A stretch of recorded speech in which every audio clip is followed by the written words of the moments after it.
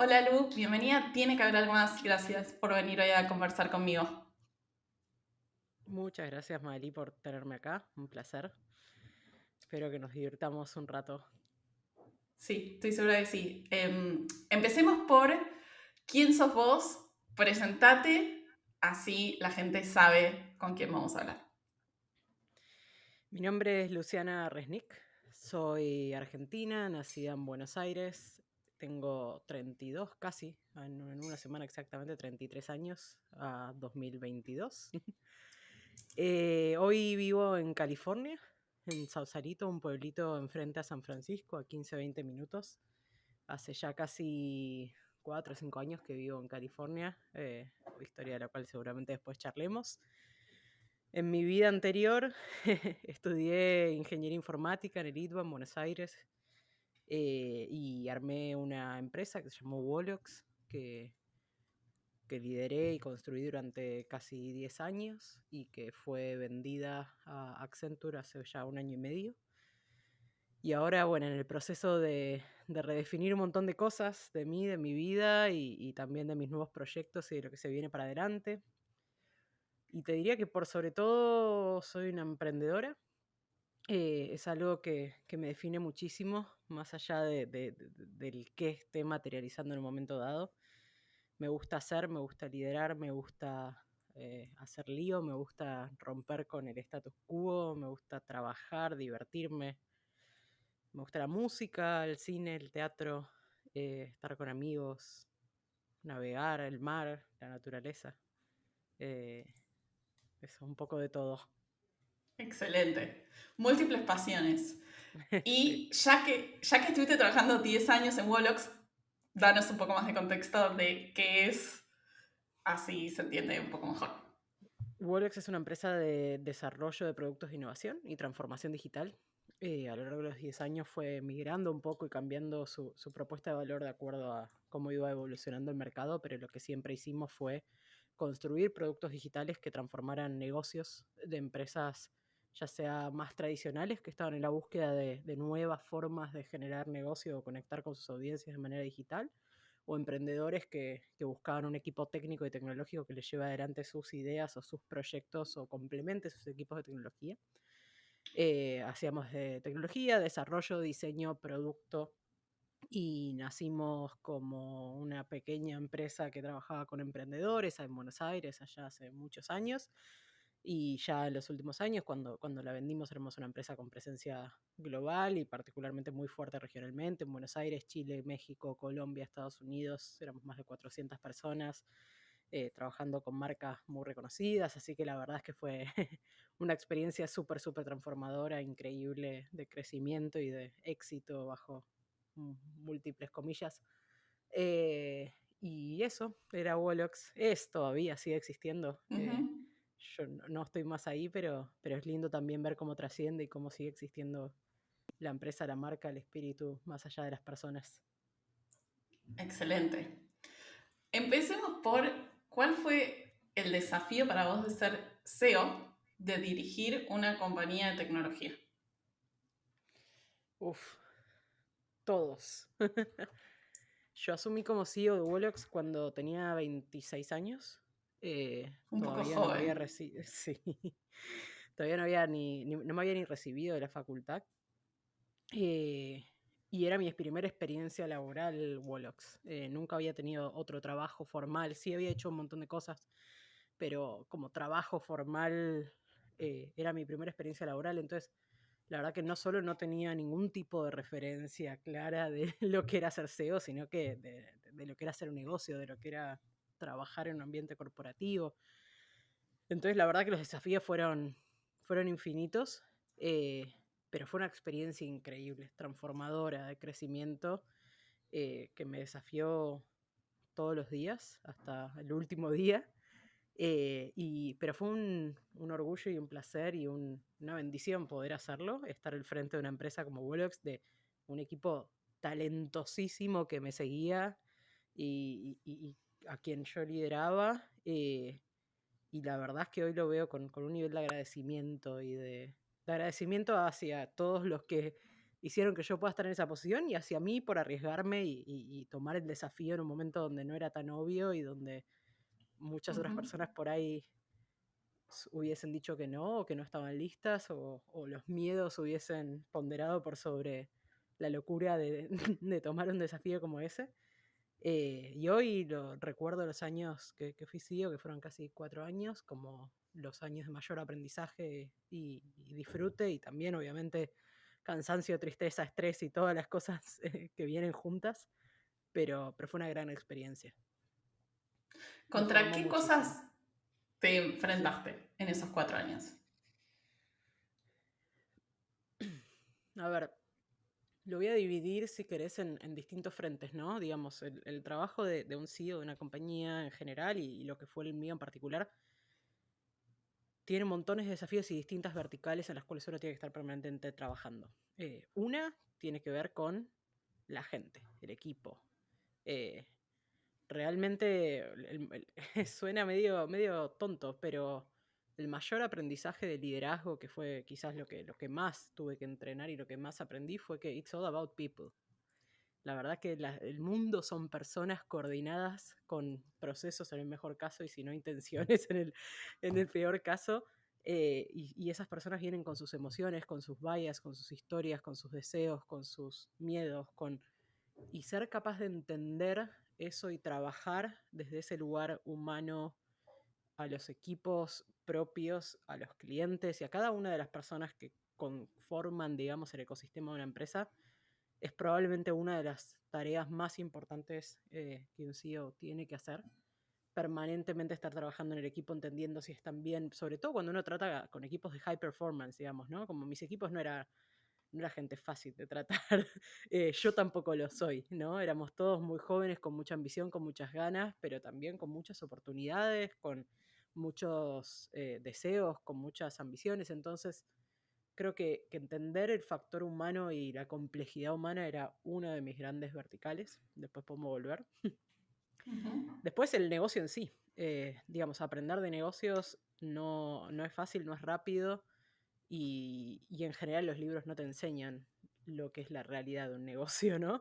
Uno puede tener frameworks, puede tener teoría, puede haber hecho un MBA. Yo tenía montones de mentores y leo todo el tiempo y aprendo todo el tiempo, pero en la práctica gestionar un negocio es un desafío enorme y es responsabilidad del CEO poder hacerlo punta a punta, poder entender realmente si se está agregando valor para los stakeholders, no dónde y cuándo hay que apretar una tuerca, dónde hay que hacer algún cambio. Y siempre tratando de mirar adelante, ¿no? Mirar a 2 años, a 3 años mínimo y también a 10, pero hay una cuestión de estar jugando al ajedrez, digamos, y no estar siendo reactivo a lo que pasa en el momento, que es muy importante y que hay que aprender a hacer.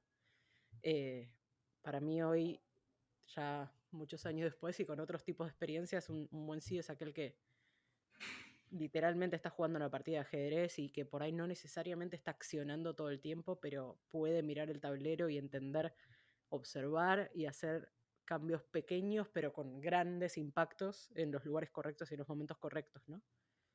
Mm. Em, Después hay toda una gran parte que tiene que ver con más ser un CEO de un emprendimiento en crecimiento, que no es lo mismo que ser un CEO de un emprendimiento nacido o un CEO de una gran corporación.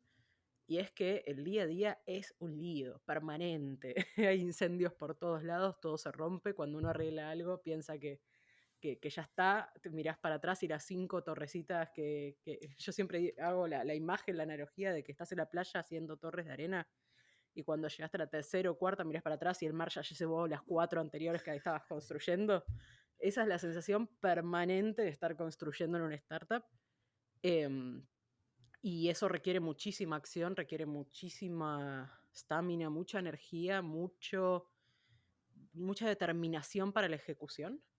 Particularmente yo soy una CEO también que muy operativa en ese sentido. Más allá de que me gusta jugar al ajedrez, entiendo la necesidad de remangarse, liderar y ponerse a empujar el carro cuando también muchas veces el lugar a donde hay que llegar parece imposible.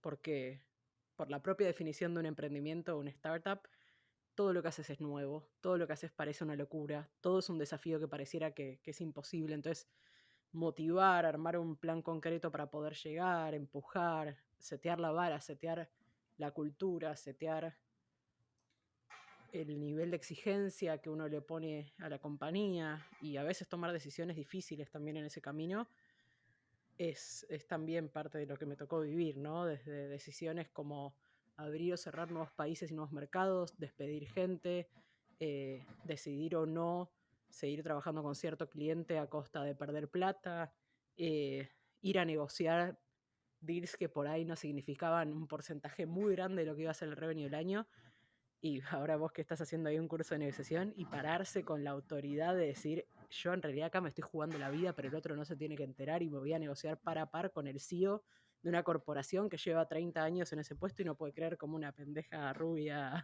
viene a decirle lo que hacer, ¿no? Y ser mujer en ese camino, que es otro capítulo del cual podemos hablar. Así que todo eso y agrego como último punto para también abrir un poco a preguntas, pero un último punto que no es menor, que no me acuerdo ahora la pregunta inicial exactamente, pero como qué compone ser CEO, también hay un trabajo enorme personal, necesario, indispensable de crecimiento y cuidado personal, que si no se hace en paralelo a todo lo que te dije y encima es algo que nadie de los de a tu alrededor probablemente pondere como vos tenés que ponderar para poder estar bien, para poder hacer todo lo que te acabo de contar, que es igual de importante o más, que me llevó un tiempo aprender y la verdad que las consecuencias, tanto para bien o para mal, si uno lo hace o no lo hace, son totalmente trascendentales. Entonces eso también fue un pilar muy importante y algo que aprendí mucho durante los años de ser CEO. Cuando uno ¿Cómo está en... hiciste, Sí, cómo hiciste para no quemarte o salir si te quemaste durante esos años? me quemé más de una vez. Eh, de hecho, tengo el recuerdo de al menos 2 fuertes en serio, de burnout fuerte. ¿Cómo lo Em, sentiste? ¿Qué era para vos fuerte? Y el burnout es bastante específico y claro, de hecho ahora cuando lo veo en otras personas para mí es muy obvio, como no, más allá de que cada uno tiene su propia experiencia, hay como algunas cosas que son muy claras. Uno es el agotamiento absoluto de todo tipo de energía. Ujú. Realmente es un desgaste donde te cuesta todo, te cuesta salir de la cama, pero no a nivel de presión, que no tuve por suerte, pero que he escuchado en muchos casos cercanos. Es realmente un agotamiento donde tipo, no das más emocionalmente y físicamente, tu cuerpo no puede soportar más y en ese no puede soportar más empezás a alejarte de un montón de cuestiones, a evitar encarar ciertos conflictos, a evitar encarar ciertas situaciones porque requieren de tu energía. Y enseguida también pasan dos cosas. Una es que yo me volví muy apática en esos momentos, o sea, realmente era muy difícil conectar desde un lugar de empatía, de entendimiento, de paciencia, como todo eso no existe más. Por ende empezás a performar peor, por ende te empezás a cansar más. Y por otro lado, una desconexión bastante fuerte de lo que te rodea, que no sos vos. Creo que en el burnout hay como un ensimismamiento que no te permite, por ejemplo, estar en una cena con tu familia y estar presente. Yo estaba, me acuerdo alguna vez estando en una cena que me decían, para esto andate, ¿para qué venís? Mm. Eh, Como realmente no está bueno. En mi caso, por suerte, las dos que tengo identificada que llegué a ese punto, me duró poco. Tuve herramientas, digamos, para salir de ese espacio, pero a la vez llegué. O sea, no tuve las herramientas para parar antes, Para digamos, no ¿no? llegar, para evitar llegar. ¿Qué te Exacto. sirvió para poder salir? Por un lado, la gente que me rodea, mis amigos, mis socios, gente que en general me cuida mucho y la mirada ajena y externa de decir, che, no das más, tenés que parar, andate. Una de las herramientas que siempre usé fue viajar, irme lejos. Como que hay una cuestión de salir e irme del lugar físico, por ahí donde estaba trabajando, donde estaba mi oficina, donde estaba la rutina. Aires nuevos, una excusa para poder no estar 24/7 disponible. Eh, Eso como para empezar. Después descansar, porque realmente hay mucho que es realmente cansancio. Y por último, Yo encontré un par de lugares en el mundo, uno de ellos acá en California, que son lugares de mucho healing, de mucha sanación, eh, de mucha conexión con la naturaleza y con la meditación. Mi trabajo personal, más por el lado de la meditación, el yoga, etcétera, vino después. Hoy creo que usaría esas herramientas, pero estoy yendo un poco a la yo del pasado, donde no tenía tantas de esas herramientas. Em, pero creo que es una mezcla de los amigos, la gente que me rodea, descansar, irme de viaje, nuevos aires, y conexión con un poco con un lado más espiritual, si querés, o de mayor conexión con mi centro y poder volver de a poquito a entender qué es lo que te gusta, qué es lo que no, qué es lo que te hace bien, qué es lo que no, sacar las WITs, sacar lo que no está funcionando, rearmar, viste como hay un poco de borrón y cuenta nueva, que ese borrón y cuenta nueva tiene que venir desde un lugar de muy auténtico, porque ese es el lugar que no te quema. Ujú. Y ese es un aprendizaje que tengo hoy, más de cómo no repetirlo, si querés, o que tuve después de haber caído ahí un par de veces, de ahí, en ese momento en adelante, digamos, ¿no? Claro, exacto. Son esas señales que con la experiencia vas pudiendo identificar, ¿no? Para no tener que llegar hasta ese punto, Re, viéndolo de a poco. total. Ojo, aún así no lo cambio por nada. O sea, llegar a ese punto me enseñó un montón. Y, y no sé si hoy tendría las herramientas que tengo si no me Ujú. hubiese expuesto a ese nivel de extremo, ¿no? Pero bueno, así soy yo, así soy un poco extrema con todo. Hay gente que por ahí puede aprender por las buenas, yo no. Ok. ¿Cómo fue para vos llegar con Wolox hasta San Francisco? Nice. Los primeros años que yo venía a San Francisco, en realidad todavía no estaba viviendo acá, pero viajaba mucho. Tenía una socia que vivía acá y que estaba encargada de lo que era el crecimiento de la empresa en Estados Unidos, particularmente la West Coast. Y así empecé a conocer la ciudad, viniendo muy seguido a reuniones con clientes, a conferencias, a visitar a mi socia, a planificar lo que era la estrategia de Wolox en Estados Unidos. Y ya desde ese momento me parecía una ciudad increíble, pero todavía no la había vivido. San Francisco es una ciudad que como turista no es muy linda necesariamente, o muy atractiva. No sé, New York es atractiva, sabes a dónde tenés que ir, podés estar una semana, dos, un mes y hay cosas para hacer. San Francisco es mucho más acerca de lo que pasa puertas adentro, de la gente, o sea, no es tan vistosa, Como si pública. querés, pública, claro. Entonces por ahí al principio no le encontraba del todo la vuelta porque hay que vivirla, es una ciudad donde hay mucho que hay que vivirlo. Pero bueno, los primeros 2 años más o menos de San Francisco los viví así, más viajando que estando permanentemente. Y eventualmente en el 2018, si no me equivoco, 17, 18, cuando yo dejo de ser CEO, cuando decido que iba a dejar de ser CEO y empiezo a pensar cómo iba a ser esa transición y quién iba a tomar mi puesto, que fue como casi un año antes de que sucediera, porque fue un plan y no fue algo de un día para el otro, entonces la verdad que llevó mucho tiempo de armarlo. Decido que quien iba a reemplazarme, decido, no yo sola, pero decidimos el equipo que quien iba a reemplazarme era mi socia que estaba acá, entonces en ese momento yo empiezo a pasar mucho tiempo entre Buenos Aires y Argentina, pero mucho tiempo acá también para empezar esa transición de a poco y empezar a trabajar más en conjunto. Y finalmente mi puesto post-CEO, entre otras cosas, iba a ser y fue liderar la compañía en su crecimiento en Estados Unidos, que era una de las regiones que más estaba necesitando empuje. Em, y ahí fue que decido venir a vivirme del todo. Que no fue hace tanto, o sea, literalmente cuando me vine ya con papeles y todo fue en el 2018 y enseguida vino una pandemia. Así que Claro. fue Buen timing. interesante. Sí, sí, sí.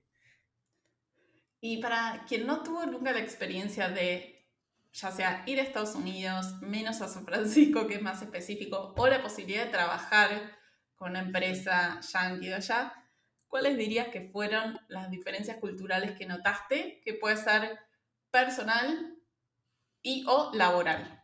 Mm.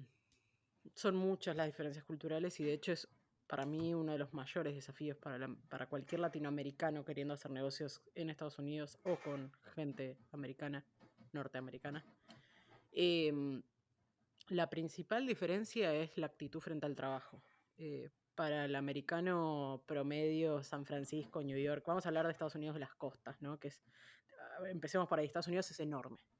Es enorme, es un continente con 15 países adentro. California solamente tiene la población de Argentina. Entonces, ese es un primer factor que no es menor. Todo es muy grande. Los números son enormes, el mercado es enorme. Entonces, todo es abundancia. Y poder operar en un lugar de abundancia con un mindset de escasez como traemos desde Latinoamérica es difícil, porque te cambia el modelo mental. Ahora vuelvo a eso, pero digamos que el americano promedio, si querés, que trabaja en una compañía en las costas, está muy orientado al trabajo. Digamos, la prioridad muchas veces es el trabajo y no es la familia o los amigos como una cultura más latina. Y en esa prioridad hay otro nivel de exigencia, otro nivel de importancia, otro nivel de compromiso, otro nivel de respeto hacia lo que se dice. Si se dice que es para el lunes, es para el lunes, no es para el martes.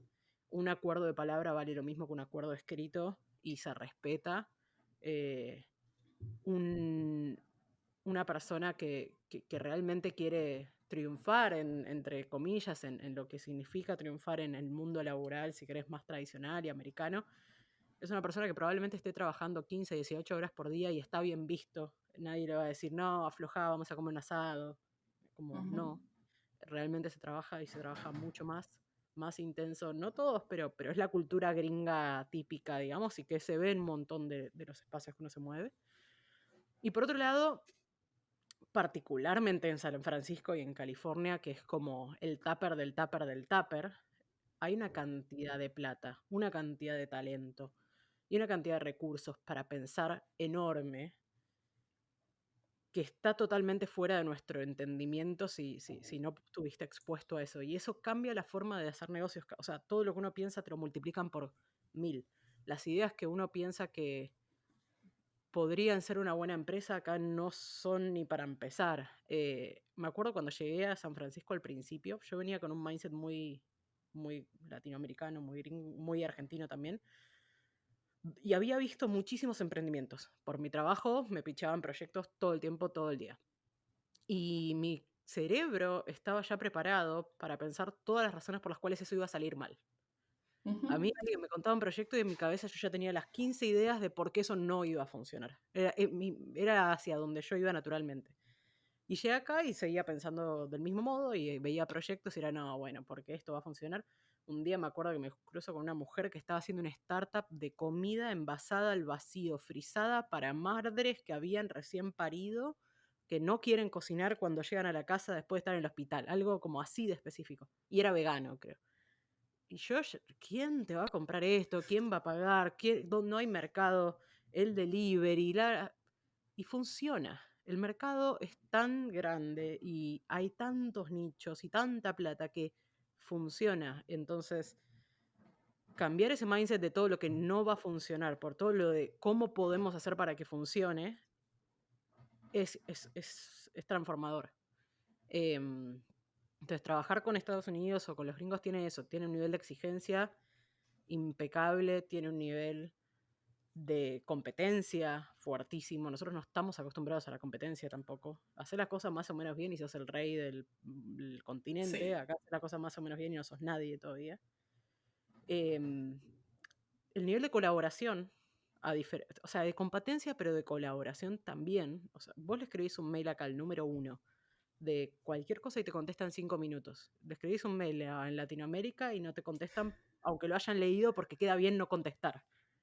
Ujú. Eh, entonces creo que ahí también hay un poco de lecciones de humildad en algunos casos, en otros no, pero creo que comparado con Latinoamérica sí, y creo que eso está muy asociado a la movilidad social y a que realmente muchos de los empresarios y emprendedores de este país son inmigrantes que se hicieron de abajo y que la gran América, digamos, el sueño americano, y es real. A diferencia de estructuras mucho más rígidas y de menos movilidad social como en Latinoamérica, ¿no? Ujú.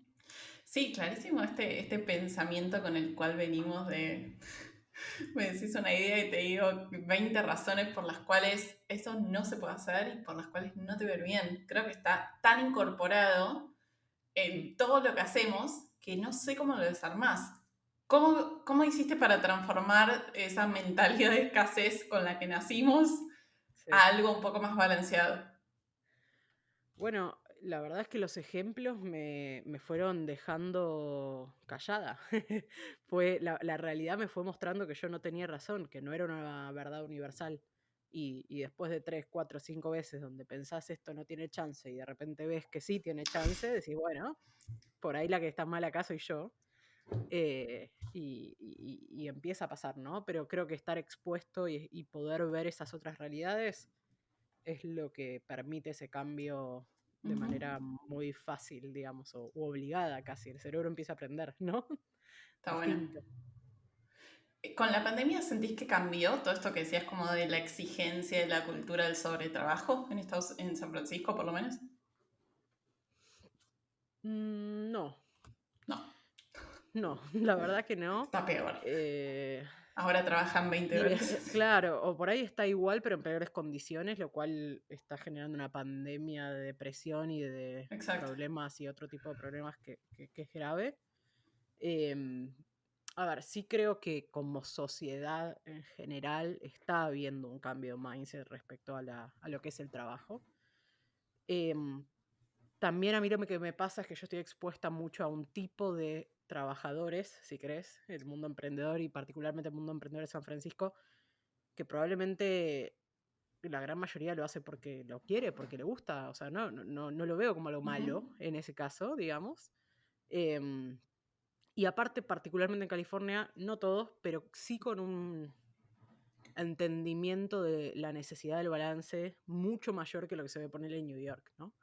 California es un lugar muy particular, muy especial, con mucha conexión con lo natural, con la naturaleza, con todos movimientos sociales muy fuertes que surgieron acá. El hipismo surgió acá, la legalización del matrimonio igualitario, las drogas. Es muy, muy de vanguardia en un montón de cosas que se notan en la forma de vida también y generan un balance también, digamos, ¿no? Entonces, ujú, creo que California es y particularmente el ambiente donde me muevo yo, que es el de los emprendedores, sí hay una búsqueda más grande del por qué hago lo que hago, ¿no? Pero si la encuentro, me parece que no se trabaja menos, se trabaja distinto por ahí. ujú.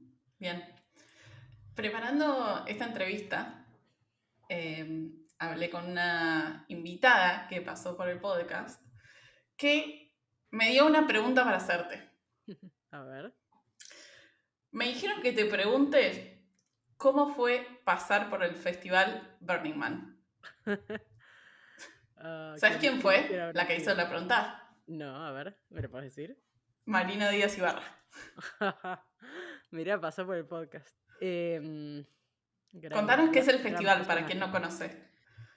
Burning Man es un festival que nace hace muchos años acá en California. Bueno, no, mentira. En realidad se hace en Nevada, en el desierto de Nevada, cerca de Reno, en una ciudad que se llama Black Rock City.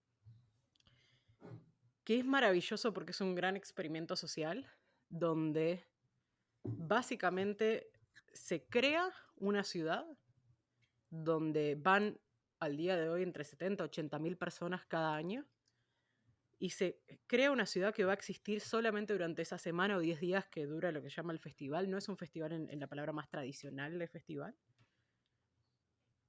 Y la ciudad es lo que cada una de las personas y grupos y agrupaciones que van quieren que sea ese año. Porque no hay, es en el medio del desierto donde no hay absolutamente nada que no sea llevado, hecho o armado por la gente que va, ¿no? Y tenés gente que va de manera individual o agrupaciones, camps se llaman, que son grupos de personas de entre, no sé, 30 y 150, depende de la agrupación, algunas van todos los años, otras son más nuevas, otras son más viejas, que tienen una temática en particular y que se proponen durante todo el año trabajar para ofrecerle algo a esa ciudad que vamos a armar entre todos. Por ejemplo, existe un camp que ofrece bañarte. Suena muy fácil y muy básico, pero si uno está en carpa, en un lugar donde no hay duchas y se quiere bañar, no hay muchas alternativas, pero podés ir al camp donde te bañan y con una pistola hidráulica te sacan toda la tierra y la mugre que tenés encima. Tenés otro camp que, por ejemplo, ofrece música y toca los mejores DJs y vas ahí y de noche y hay fiesta. Tenés otro camp que ofrece comida y que todas las mañanas sirven un desayuno y no hay plata, no hay intercambio, o sea, realmente no, es todo lo que la comunidad ofrece y lo que uno puede llevar y lo que uno puede llevarse estando en esa experiencia. Aparte de eso, existen como ciertas reglas o preceptos, digamos, que son como las guías de cómo uno tiene que comportarse mientras que está en Burning Man, que ahora no me acuerdo las 10, pero hay una que es Leave No Trace, que es que todo lo que sucede y todo lo que uno lleva se lo tiene que llevar. Cuando nos vamos, el desierto tiene que estar como si no se haya pasado nadie. Pensaba 80.000 personas, 15 días y no puede quedar ni un papel. Radical Expression, es decir, ser la versión de uno mismo más radical y con mayor expresividad que uno pueda, y eso se ve en la ropa, en la música, en que la gente realmente se comporta de una manera no normal, digamos, no como cuando uno está acá en la ciudad, hay un nivel de amor, de compartir, de querer pasarla bien, de expresarse, donde todo está permitido, donde nada es juzgado, donde cada uno puede ser la versión más loca que se te ocurra de sí misma y está todo bien. Hay otra que tiene que ver con la comunidad, que no me acuerdo cómo se llama exactamente el nombre, pero tiene que ver con que hay que entregar a la comunidad para ser parte de la comunidad, digamos, como involucrarse. Em, bueno, y algunas mal, ¿no? Imagínate el experimento social que puede suceder cuando juntas 80.000 locos que tienen reglas de convivencia distintas a las tradicionales, un Disney para adultos como nunca viste en tu vida.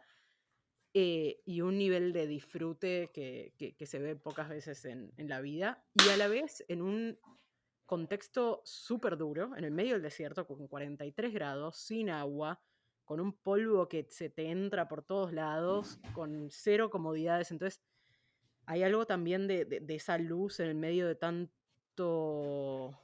No es sufrimiento la palabra, ¿no? Pero de donde las cosas no suceden de manera naturalmente lindas. Tipo, es una intención muy clara de todos los que van a participar para que sea una experiencia transformadora. ¿Cómo fue Y para vos bueno, pasar eso. por esto? Yo fui 2 veces ya. La primera fue un delirio. O sea, llegué y no podía creer lo que estaba viendo, y por más de que ya me habían contado un montón de veces y había visto las fotos que se ven online, la experiencia, la primera noche cuando llegas a lo que se llama la playa, que es como la parte del medio del festival, y estás en un desierto y la gente tiene un nivel de creatividad para armar cosas, arte, estructuras, carritos con luces que pasan música, personajes que van apareciendo y te van llevando en una aventura durante 10 días seguidos. Es un delirio y fue una de esas experiencias que me demostraron lo mágico que puede pasar cuando la gente está totalmente alineada con un objetivo muy claro, que es el disfrute y la buena fe y la buena onda, y lo mágico que es dejarse llevar y no estar en control y estar en flow. Eh, Creo que esas fueron cosas increíbles y disfrutarlo con amigos, ¿no? Como muchísimo agradecimiento también de poder acceder y poder ir ahí, ¿no? Lo otro que es muy impresionante es como la cantidad de micromundos que hay, incluso en ese mundo. Tenés desde la Paris Hilton que se está sacando selfies en su moto rosa para subir a Instagram, hasta los Burners que están hace 60 años y van todos los años y son el corazón de esa experiencia, hasta los turistas que van a ver qué onda, y gente que está sanando y que está pasando por procesos transformacionales, música, lo que se te ocurra, ¿no? Y es como una representación del mundo, de la humanidad, ¿no? Ujú. Muy lindo, Sí, muy sí. lindo. Para mí fue muy divertido, muy transformacional, muy californiano en su máxima expresión. Y para quien lo escucha, después puede buscar las fotos para ilustrar lo que ella está contando, porque sí, suena un delirio total. Lo es. Quiero, Bien. Vamos un poco más para atrás, Sí. a los inicios de Wolox. Contanos cómo empezó todo eso. Bien. Wolox arrancó como un proyecto, una idea de un grupo de amigos que nos conocíamos desde la facultad y que entendíamos que había una necesidad fuerte en el mercado de tener gente que pudiera desarrollar productos de tecnología con un mindset emprendedor. Cuando ser emprendedor en Latinoamérica y en Argentina recién era algo que era una opción, digamos, era muy, muy al principio. En los eventos emprendedores que hoy vemos ahí en los diarios que van, no sé, 10.000 personas, éramos siempre 10, 20, Ujú, 30. Y teníamos suerte de tener los skills que el mercado estaba requiriendo, que eran de ingeniería informática, y también una exposición por distintos proyectos y cosas que habíamos hecho en el pasado, algunos de los socios, a cómo se trabajaba en los emprendimientos y los startups de San Francisco, que tenían una metodología y una forma de crear productos que era muy distinta, muy innovadora y muy nueva para todo aquel que no conocía. Em, en ese momento surgía el movimiento de Lean Startup y trabajar de manera ágil, iterativa, todas palabras que hoy resuenan mucho más, pero hace 10 años no resonaban. Y éramos parte de distintos proyectos y en un momento dijimos, che, si queremos hacer algo todos juntos porque nos queremos y porque creemos que hay muchísimo talento acá, ¿por qué no nos juntamos y hacemos lo mismo que estamos haciendo, pero unidos de algún modo, ¿no? Bajo una marca. Y así fue que surge Wolox y surge como este emprendedor o socio tecnológico para los emprendedores en Argentina, después en Latinoamérica, con algunos clientes en Estados Unidos. Y eso fue el primer año, 2 años, hasta que nos dimos cuenta que el modelo de negocios no escalaba demasiado en ese modelo, pero sí nos dio un montón de aprendizaje y nos empezó a armar como compañía y como grupo fundador y armó los cimientos también de un ADN y de una cultura muy innovadora y con un mindset muy claro de nosotros vamos a hacer las cosas distinto y por eso nos van a querer y todo lo vamos a hacer como nos parece que hay que hacerlo y no como dicen que hay que hacerlo. Y creo que eso fue sin duda un componente súper importante de Wolox hasta siempre. ujú, Em, y eventualmente en algún momento empezamos a crecer, empieza a resonar en el ecosistema de empresas tecnológicas, en particular nuestro primer cliente más corporativo que fue Mercado Libre, que tampoco en ese momento era lo que soy, pero ya era una gran empresa. Empieza a resonar nuestro nombre como estos chicos inteligentes y que están haciendo las cosas de manera distinta y que entregan disruptiva. productos disruptiva y que están entregando productos de mucha calidad y bueno, ahí nos contrata Mercado Libre para hacer una pieza clave de todo lo que vendría a ser en su futuro Mercado Pago y varios de los productos de FinTech.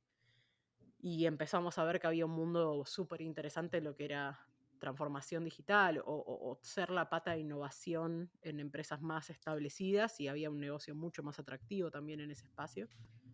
Y ahí es que Wolox empieza realmente a crecer y a tomar más vuelo como este partner tecnológico de innovación Ujú. para transformar negocios más grandes con empresas del tamaño de Mercado Libre, de Falabella, bancos, casi todos los bancos de la región hemos trabajado, hecho productos de fintech adentro de los mismos, siempre manteniendo una pata en el mundo emprendedor y trabajando con emprendedores porque realmente eso nos daba know-how, nuevas tecnologías, nuevas metodologías, nos mantenía frescos, nos divertía, nos gustaba, pero cada vez más también creciendo en este otro sector que fue el que nos permitió la escala sobre todo. Bien. Contame. Me pasa que cada persona por acá con problemas de socios cuando son dos o tres. ¿Cómo manejaron ser 8 socios ustedes? Con mucha conciencia. O sea, ser muchos socios tiene sus pros y sus contras, obviamente. Pero al ser tantos y que desde el día cero nos hayan dicho que sí o sí iba a ser un problema, nos obligó a tener mecanismos muy prearmados y premeditados de cómo íbamos a tratar el tema, ¿no? Ujú, Y, y la verdad es que mediante montones de mecanismos, comunicación, trabajo, clarísimas responsabilidades y separación de lo que era el ownership y el management, que es algo que en general cuando son poquitos no sucede y nosotros que éramos bastante más lo teníamos muy incorporado, digamos, ser dueño no quería ser más, no quiere decir ser manager no quiere decir ser dueño, son dos cosas distintas y están para distintas cosas dentro de la compañía. Y obviamente trabajando un montón nuestros egos y tratando de dejarlos de lado lo máximo posible. La verdad es que obviamente que han habido quilombos, han habido peleas como en cualquier sociedad y relación en este mundo, pero dentro de todo creo que lo manejamos bastante bien. Y sobre todo por lo que te digo, ¿no? Como había mucha conciencia del tema y estaba muy en la mesa permanentemente, entonces hablábamos mucho de eso y nos ocupábamos. Y también hay una realidad que es empresas de servicios no es lo mismo que empresas de producto. En una empresa de servicio como la nuestra, donde la escala es algo súper importante, tener muchos socios muy involucrados es normal. La gente no habla de eso, pero mirad todos los, no sé, los bufetes de abogados son los número uno en el modelo de partnership, ¿no? Tipo, llegás a ser partner. ¿Por qué? Porque servicios y porque en servicios es muy necesario tener gente muy capa, muy engaged con la compañía, porque al final lo que vendés es talento y es personas. Y la verdad que es mucho más normal de lo que se habla, pero como la mayor cantidad de startups son de producto, por ahí se ve menos. Pero si ves empresas de servicio, mismo Accenture, quien nos compró en su momento, era una cooperativa, había, o sea, el título de partner, que quiere decir que básicamente que tenés muchas acciones de la compañía, es algo muy normal. Creo que nosotros de algún modo replicamos eso sin saberlo Ok. y hace mucho sentido, porque incluso más allá de los socios, nosotros le dimos bastante equity a muchos de nuestros empleados, key employees, y creo que fue súper importante como parte de la cultura y parte de nuestra retención de talentos extremadamente comprometido que era necesario para el crecimiento que tuvimos, ¿no? Bien. Esto es interesante porque 8 es una comunidad, 8 es un Éramos grupo menos que gigante. 8, pero está bien. Ok, Close cuántos enough. eran? Depende del momento, 6, 7, pero sí, está bien. Bueno, en fin, muchísima Sí. gente para el modelo convencional. ¿Qué cosas hicieron bien para minimizar los problemas? Como concretamente algo que digas, esto estuvo bien hecho. Sí. Para mí el número uno, que es lo que te acabo de decir, es la distinción entre ownership y manager. O sea, Ujú. ser founder, dueño o tener porcentaje de la empresa no te garantiza un puesto de responsabilidad en la compañía. Vas a tener el puesto en la empresa que se alinee con tu performance y con tus capacidades en el momento dado. Y creo que esa fue la número uno. Porque no puede haber 6 o 7 CEOs, o no tiene sentido tener 7 top managers, ingenieros informáticos que hacen lo mismo, Todos iguales, todos de la iguales. misma Entonces, edad. exacto. Entonces, creo que sin duda esa fue la número uno, fue que desde el día cero entendimos que el puesto lo tiene el que se lo gana y no el que tiene más porcentaje o el que es más dueño, eh, y, y eso hizo que, de vuelta, algunos de nosotros fuéramos CEOs y otros nunca llegaron a tener un puesto de C-level. Y eso creo que no es muy normal, digamos. Ujú. Y probablemente eso, más realmente como un trabajo de fortalecer la relación humana entre ese grupo de personas más allá de todo.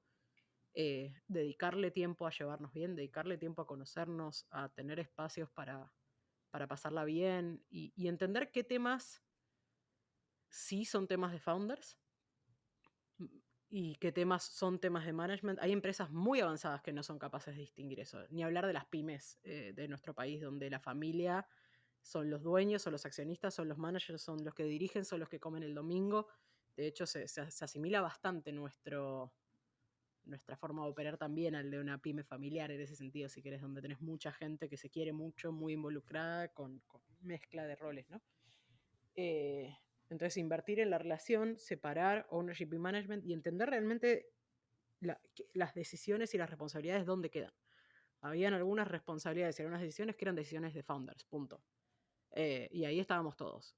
Y era clarísimo cuándo y qué se decidía en esa mesa. Y hay decisiones que eran de management donde por ahí la mitad de los founders no estaban. Y se la bancaban porque era como habíamos decidido entre todos que íbamos a operar, digamos, ¿no? No solo se la bancaban, sino que estaban en el lugar donde querían estar también. Ujú. Eh, Creo que esas son las mayores recomendaciones que puedo dar. Bien. Cosas Fue claras, una, reglas claras, todo escrito, no feelings attached, y siempre ponderar y que lo más importante es el negocio, ¿no? Al final del día, es como Ujú. entender desde dónde hay que tomar las decisiones y dejar los egos de costado, es súper importante. Ujú.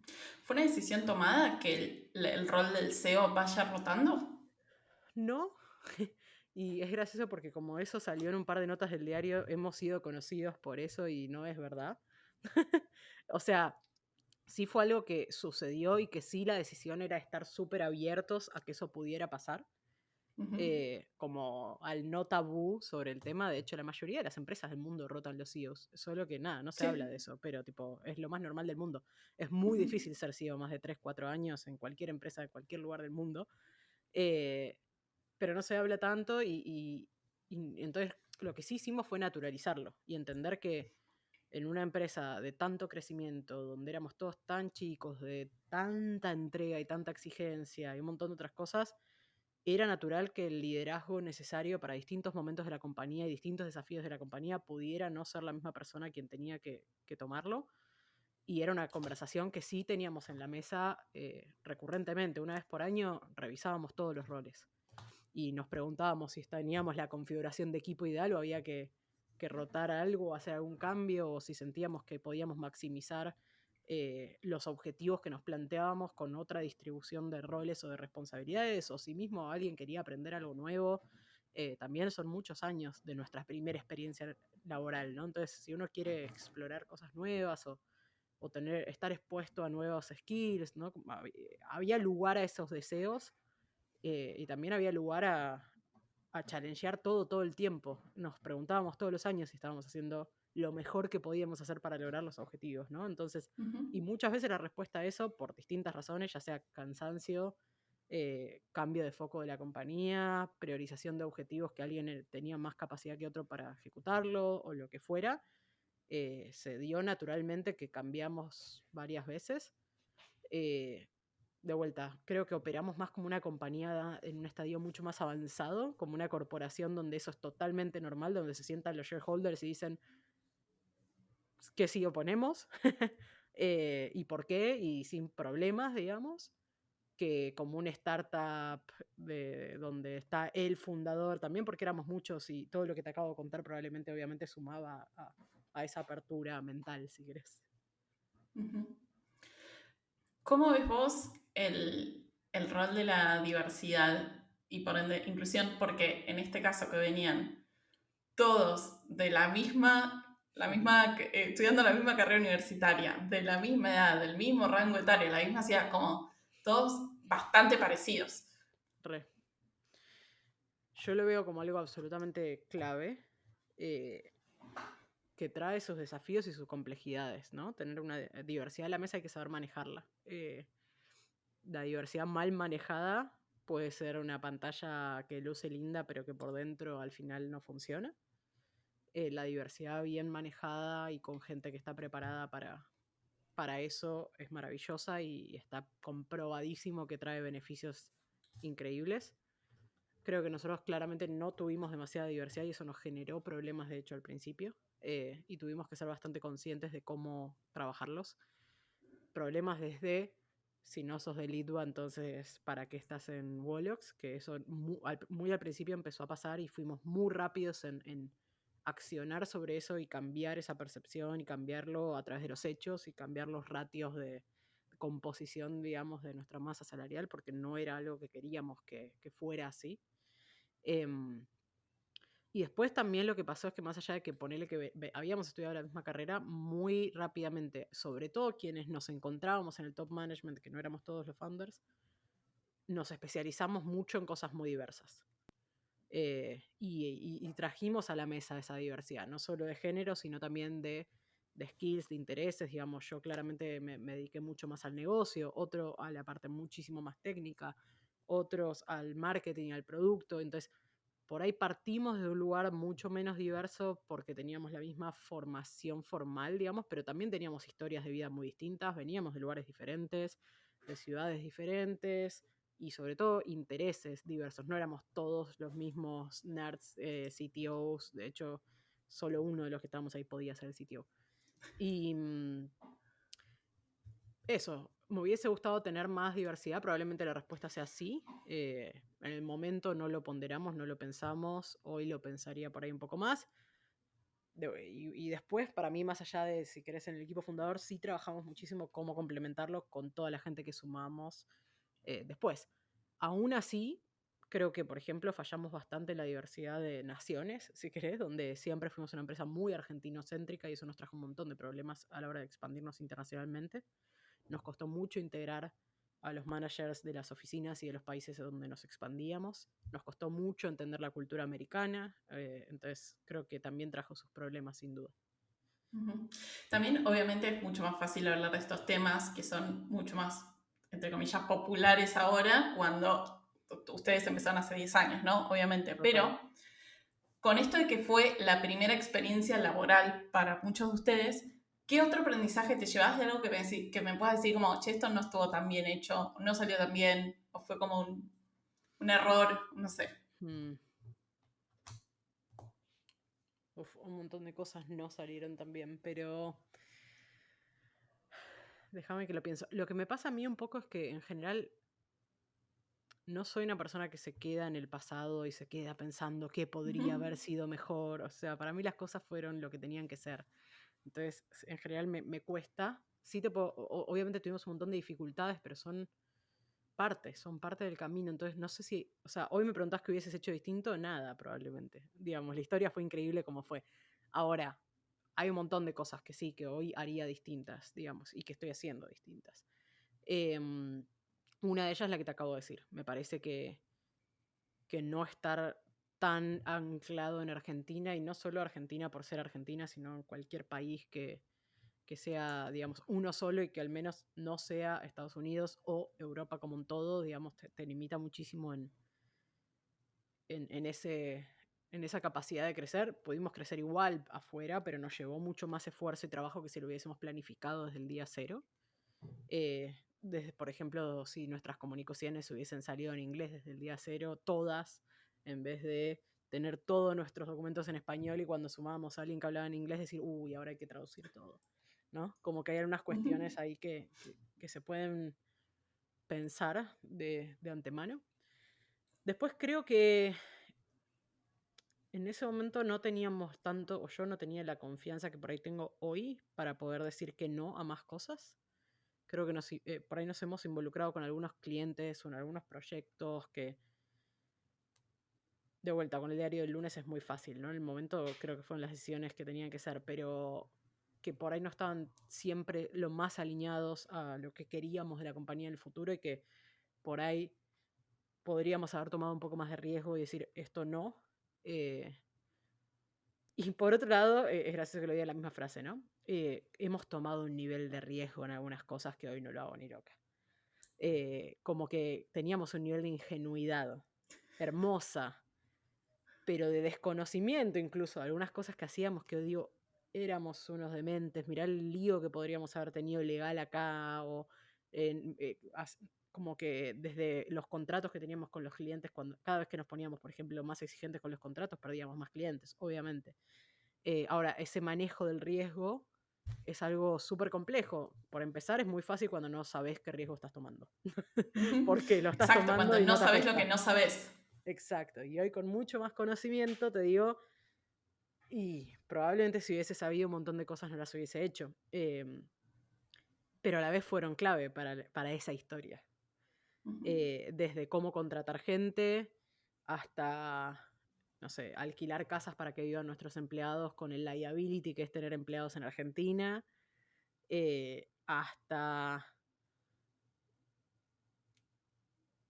no sé, trabajar gratis durante 4 meses confiando en que después nos iban a pagar y después nos pagaban, pero, digamos, eso se contabiliza de una manera que por ahí en ese momento no la estábamos contabilizando así y como nos pagaron no tuvo efecto, pero si no nos pagaban nos hubiese generado un quilombo en los balances, que nos hubiesen revocado los créditos, que nos hubiesen baneado en los bancos, digamos, ¿no? Como hay un montón de cosas que hoy sé que por ahí hacen que algunas decisiones más arriesgadas se tomen con otra conciencia, ¿no? Claro, bueno, es parte de la experiencia, ¿no? Totalmente. Obvio que todo es 100 veces más fácil con el diario el lunes y charlarlo en perspectiva. Ahora, Totalmente. avanzando a través de los años, quiero saber para vos cómo fue el proceso de que Wolox sea adquirida por Accenture? Para mí es si querés, el fin de un ciclo de una manera espectacular, que no necesariamente era lo que en mi cabeza me esperaba en los últimos años. Fue algo que sucedió y que sucedió de la mejor manera que podría haber sucedido. Accenture es un player número uno en el mundo, es un reconocimiento increíble en la industria y una empresa que sabíamos que iba a tomar, digamos, lo que habíamos construido y poder llevarlo a un siguiente nivel y poder trascender más allá de hacia dónde habíamos llegado nosotros, digamos, como equipo fundador o a cargo de esa empresa. Y creo que incluso en esa venta logramos cosas increíbles como que se mantenga la marca hasta el día de hoy, y el lugar que nos dieron dentro de lo que es la compañía, nos dieron un lugar de muchísimo protagonismo. Em, y la verdad que también para mí como emprendedora, ahora hablo más desde lo personal, poder contar con una historia de éxito como Ujú. esa, que se valora muchísimo en el ecosistema, poder empezar con un diario en blanco, a mis 32 años, decir, bueno, ya está, tengo el sellito que hay que tener, ya vendí una empresa, estoy en Silicon Valley, tengo toda mi vida y mi mundo por delante, y ahora desde un lugar de mucha más conciencia cómo arranco de vuelta, me parece maravilloso, ¿no? Entonces, si querés, ese proceso no es fácil, no es fácil para nadie soltar a tu hijo. Es dificilísimo, emocionalmente es muy cargado. Llegar a vender una compañía es un trabajo que poca gente conoce, el nivel de demanda, estrés, tiempo y energía que lleva, de, ¿Por qué? porque son transacciones muy grandes, muy complejas, que requieren la coordinación de, en nuestro deal habrán trabajado permanentemente más de 20, 30 personas off the record sin que nadie supiera, de nuestra parte, de la de ellos, los abogados de un lado, los abogados del otro, los contadores, los auditores, con un montón de contratos donde no puedes decir nada en el proceso durante más de 6, 9 meses, en el best case scenario, a veces son años, donde tenés que ocuparte de ordenar la empresa en un montón de cuestiones que una empresa pública necesita que tengas ordenadas para poder adquirirte, eh, donde en el camino tenés que de día manejar una empresa y de noche estar negociando una venta, digamos, ¿no? Porque las cosas siguen, la rueda sigue girando, y son negociaciones de altísimo roce, estrés, hay mucho que se juega en la mesa, de muchísimas etapas, muy lentas. em, entonces, de hecho, yo tengo muchos amigos que vendieron empresas, a casi ninguno de ellos lo vi nunca tan estresado como en los meses anteriores a la venta de una empresa. Yo recuerdo pocas veces en mi vida que estuve tan estresada como las últimas semanas de negociación. Y es un proceso muy, muy, muy complejo. Mucho más de lo que uno piensa. En un momento teníamos cientos de auditores auditándonos en una empresa de 400 personas. Entonces, donde te tenés que desnudar y donde también en cualquier momento puede no suceder. Y es muy normal, muy, muy, mucho más normal de lo que la gente se imagina. Deals que llegan hasta la última instancia y después 9 meses no suceden. Entonces, hasta que la firma no está y la plata no está en el banco y las cosas se transfirieron y la gente está trabajando y está contenta y tiene un trabajo y tiene un puesto y tiene... Hasta que todo eso no pasa, todo puede salir mal. Entonces hay muchísima expectativa, muchísima ansiedad, muchísimo juego. Así que es muy complejo el proceso, digamos. Pero a la vez el resultado fue muy lindo. Creo que fue para todos un gran hito en nuestra historia, en nuestra carrera, en la de la empresa, en la personal, así que muy feliz ahora. Bien. Justo estaba escuchando un podcast sobre el fundador de Morning Brew, que es un newsletter de negocios que se vendió y justo estaba escuchando como la historia esta de la adquisición. Y algo que decía, a ver si te pasó a vos, es una vez que vende su empresa, él tenía atado como su identidad a trabajar en esa empresa, ¿no? Pasa a ser un poco tu apellido. ¿Cómo viste vos esa separación? Durísima, con mucha terapia. Em, los primeros meses después de vender la empresa, y en realidad no los primeros, pero más o menos al mes 6, cuando ya mi título encima era otro, me daba vergüenza decir cuál era mi trabajo. Me preguntaban de qué trabajás y me daba vergüenza decir soy la West Coast Lead de Cloud First Design para Accenture en San Francisco. Es ¿Por qué te da que vergüenza? no era mi identidad, porque justamente, tipo, mi identidad yo la tenía extremadamente atachada a lo que hacía y a mi trabajo. Y, y decir eso era como decir soy eso. Y yo no soy eso, no me identifico con eso, me identifico con, como te dije al principio, yo soy una emprendedora, por ejemplo. Ujú. Entonces, sin duda hay un montón de trabajo que hay que hacer para entender también quién sos si no sos la persona que durante 15 horas por día en los últimos 10 años eras, ¿no? O pensabas que eras. Y la historia que uno, como la separación del self real de las historias que uno se cuenta de quién es un trabajo que lleva mucho tiempo. Y también hay un reinforcement de lo exterior y de tu entorno que no ayuda a que esa separación suceda, ¿no? Digamos, yo soy la persona que la llaman para hacer podcast, yo soy la persona que sale en el diario, y de repente todo eso desaparece, de un día para el otro no está más. Ya no soy la emprendedora canchera que necesitan para que haya una women in power emprendedora en el panel. Y entonces ahí también sale mucho a la Claro. superficie de qué estaba atado a algo que no controlaba en realidad y que no era yo de verdad y que sí. Em, Sí, y es también qué cosas te llamaban, sin ni a palos desmerecer nada, ¿no? Pero qué cosas te llamaban por vos ser una CEO mujer y total, quizás hubiesen llamado a la misma persona que ocupaba ese puesto. totalmente, totalmente. Y también, obviamente, hay una parte hermosa de todo lo que no. Todo lo que sí es mío y todo lo que sí estaba más allá de la empresa o del lugar que ocupaba, que es un montón, ¿no? Pero volver a reconectar con eso y reconocerlo y darle la importancia es un trabajo que fue hermoso, pero que me llevó un buen tiempo, mucha terapia, mucho trabajo, mucho tiempo también, el tiempo que de repente tenía en mi poder. Em, Nada, de repente había algo que hacer con ese tiempo, ¿no? Y Mm, no había una escapatoria obvia como la había antes en el trabajo. claro. ¿Y qué hiciste con ese tiempo al principio?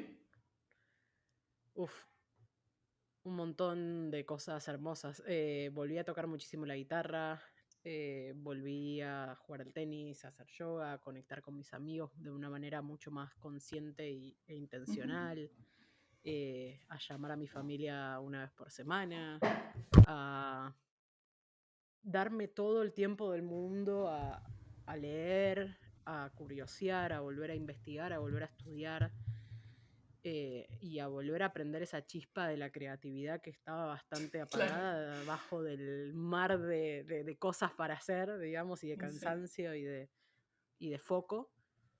Em, a sentarme en California, digamos, también me había mudado hacia no tanto, entonces le dediqué mucho tiempo a conectar con la ciudad, a mudarme a una nueva casa, a, a fortalecer las comunidades y mis amigos que me rodean acá, a viajar y conocer más donde vivía, y todo eso fue llevando hacia un lugar de muchísima plenitud, paz, tranquilidad y espacio para pensar un poco qué quería hacer, ¿no? Más Ujú. allá de esa nueva identidad, el armado de esa nueva identidad que no era nueva, ¿no? O sea, yo era yo, pero sí, si querés, en el balance de las distintas identidades que componen una persona y en cómo están balanceadas en un momento dado, eso cambió. Entonces, amigarme conmigo misma en la nueva versión de mí también me llevó un montón de paciencia. Ujú. Sí, creo que esa paciencia también, muy probablemente quienes nos escuchen empaticen mucho con esto de que tu trabajo es una gran parte de tu identidad. No hace falta vender una compañía para que te pase esto, ¿no? Como trabajamos tanto y tantas horas y vivimos en torno a eso, si te vas de tu trabajo hay un riesgo muy grande que quedes como medio a la deriva de quién soy sin este título, sin este rol, sin esta compañía atrás. Total, Y lleva tiempo. total. Y al final del día, al menos hoy, ya me encuentro en un lugar donde creo que eso ya lo superé bastante y soy la misma que antes, solo que ahora le pongo mejores palabras y Ujú. entiendo quién soy más de fondo. Y al menos en mi caso no cambió. O sea, yo sigo siendo la misma persona que era antes y no decidí hacer cambios radicales en mi vida. Y de hecho he decidido volver a emprender y digo, ¿quién soy? Me es más claro que nunca y eso es hermoso. Eh, Eso es hermoso porque me permite conectar con un lugar de mi yo auténtico que me da una energía y, y mucha paz para hacer lo que sea que voy a hacer. También yo, de vuelta, la empresa Wolex la empezamos hace 10 años, tenía 22 años, ahora tengo 32, pasaron un montón de cosas, un montón de años, un montón de etapas en mi vida, ¿no? Como creo que cada tanto está bueno que, ya sea porque vendes una empresa o por O por whatever, lo que digamos, sea. por lo que sea, 10 años de vida, hacer un stop y poder mirar y balconear un poco y entender dónde estás parado y para dónde quieres ir es un regalo hermoso también que me dio esta venta. Bien. ¿Con qué, todo este proceso, todos estos años, ya estando en cualquier posición de liderazgo dentro de la compañía, con qué cosas te enfrentaste por ser mujer y además venir por latina de Argentina? A ver, por sobre todo te enfrentás con que, sin duda, ser mujer en un ambiente de poder corporativo o no, empresario, es una desventaja. Y, y eso hace que tengas que trabajar muchísimo y de manera muy consciente para lograr los mismos resultados que un hombre lograría, ¿no? Eh, por otro lado, yo particularmente, y ahora hablo desde mi experiencia y no sé si la de todas será la misma, pero muy rápido me encontré con que estaba en el spotlight. Estaba en un lugar donde se me observaba, estaba en un lugar donde la gente quería saber de mí. Estaba en un lugar porque fue justo el timing. Digo, cuando yo asumí como CEO, creo que era la única CEO mujer de una empresa de tecnología en Latinoamérica. Y creo que Wolox es la única empresa de tecnología que se vendió en Latinoamérica liderada por mujeres. Entonces, Okay. es fuerte. Cuando me di cuenta de eso fue como, wow. Y eso también me dio un micrófono, me dio un spotlight, me dio un lugar de mucha atención que tuve que trabajar mucho qué hacer con eso, ¿no? Al principio, de hecho, yo lo negaba, no me gustaba. Si alguien me hacía una entrevista y me preguntaba lo que me acabas de preguntar, me enojaba. Era como preguntarme por mi trabajo, no porque soy mujer. Digo, es como, bueno, nada, sí, soy mujer, pero a un hombre no le vas a preguntar algo de, bueno, hasta que me ¿Cómo es amigué y ser hombre SEO? claro, ¿cómo es? Y sí, es que pregunta ridícula, ¿no? Sin embargo, después me amigué y entendí que tenía un lugar de mucho protagonismo y que sin duda la cuestión de género en el poder y en las empresas es un tema del cual hay que hablar, es un tema del cual hay que generar awareness. Yo tuve una historia dentro de todo bastante buena y lejos de ser la realidad de la mayoría de las mujeres de este mundo. Y aún así me encontré con momentos de discriminación, momentos donde me miraban y le miraban a mi socio hombre cuando estábamos negociando porque no entendían cómo yo podía tener poder de decisión, momentos donde me preguntaba si estaba en un lugar porque era mujer o porque me habían llamado por mis skills y eso te juega muchísimo en el autoestima y no es, no es el mayor problema que yo tengo, digamos, el autoestima, pero te hace replantear, te reinforcea mucho ¿cómo se llama? Em, el impostor syndrome. Es como permanentemente tener que estar pensando de soy yo y mi capacidad o soy yo mujer la que me trajo a este lugar. Y a la vez ser inteligente para aprovechar eso, ¿no? Y hay veces que era, no, bueno, estoy acá porque soy mujer, ¿sabes qué? Voy a sacar lo máximo posible y le voy a ganar al sistema. Y ya que me dan esta oportunidad, tomarla como una oportunidad y sacarle valor. Eh, pero básicamente a mí me generó eso, me generó la necesidad de tener como una postura muy clara frente al tema, las ganas de involucrarme en cuestiones de género porque veo lo que significa y veo el lugar de poder y de capacidad de impacto que tengo y digo, ¿cómo no voy a hacer nada al respecto? La bronca y las ganas de cambiar las cosas como son porque son tremendas, o sea, realmente el nivel de desigualdad y de injusticia que hay no tiene sentido, no tiene sentido en el momento del mundo en el que estamos. La capacidad y el talento que se está desperdiciando en el mundo por cosas que no tienen ningún tipo de sentido es enorme y bueno, a trabajar. En mi caso me pegó por ese lugar, ¿no? El lugar de la responsabilidad, el lugar de que me tengo que ocupar, el lugar de que sé que puedo hacer cosas para que cambie. Y también de que sé que lo que mejor o lo que más puedo hacer yo desde mi lugar, más allá de hablar y transmitir un mensaje y generar conciencia en los equipos en los que estoy y ocuparme de que cada espacio en el que yo me muevo al menos las cosas hagan diferentes, después es hacer muy bien mi trabajo. Eso es lo que más necesitamos también. Eh, es realmente que haya cada vez más mujeres que están en los lugares en lo que están porque la están rompiendo y que no haya duda de eso. Y que esos sean Ujú. los ejemplos que estamos mostrando, ¿no? Eso me parece súper importante también. Claro, a la vez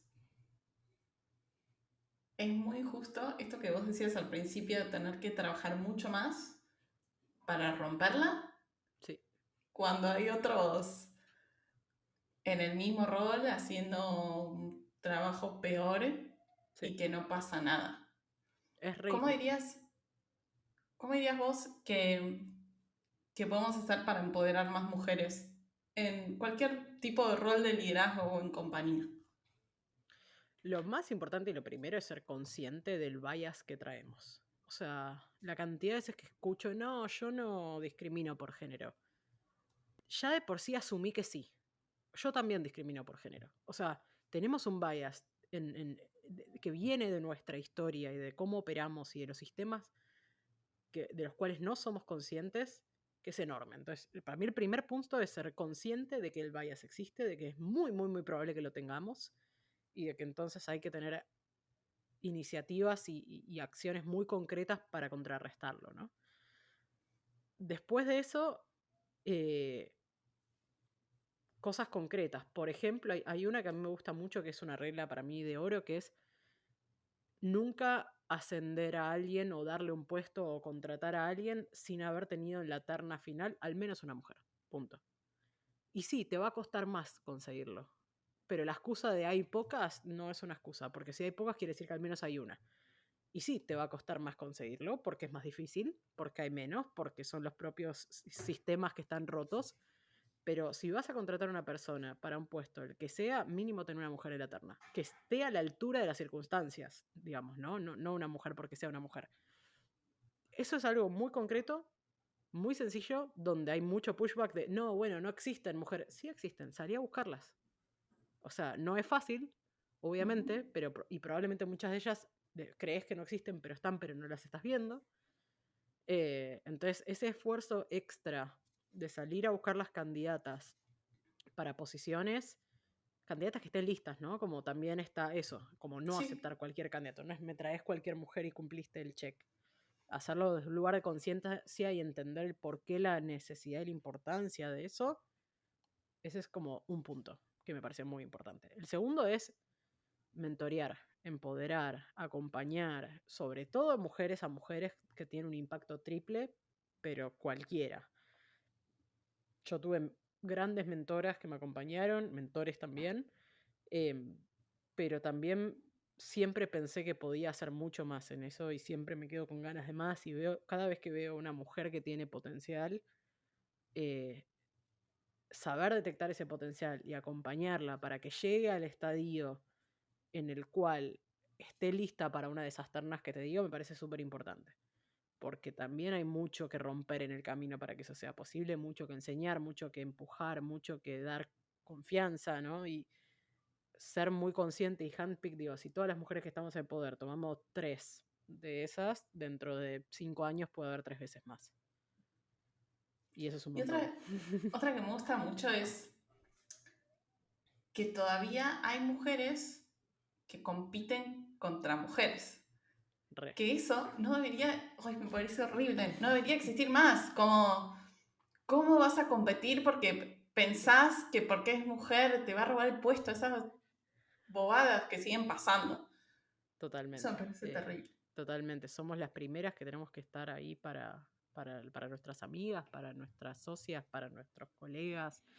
Y de vuelta, bias que tenemos y que traemos, ¿no? Digamos, la sociedad Sí. nos preparó para competir con las otras mujeres por el hombre que no sé qué. Y es una huevada, pero la Síndrome verdad que del sí, superviviente es esto. total. Y son generaciones y generaciones que traen Sí. esos conceptos. Entonces, romperlos no es fácil, ¿no? Entonces, de vuelta, creo que con mucha empatía, con también mucho entendimiento de que venimos de un lugar y que hay que llegar a otro y que es un proceso y que no va a pasar de un día para el otro y los días donde no funciona hay que tenerse paciencia, y los días donde te sale un comentario machista de adentro que decís de dónde salió esto, tenerse paciencia porque been there, yo soy una persona que le marca mucho eso a las mujeres que me rodean, pero de repente estoy con amigas que son lo más y en una charla, no, porque la minita esta, le digo, ¿la qué?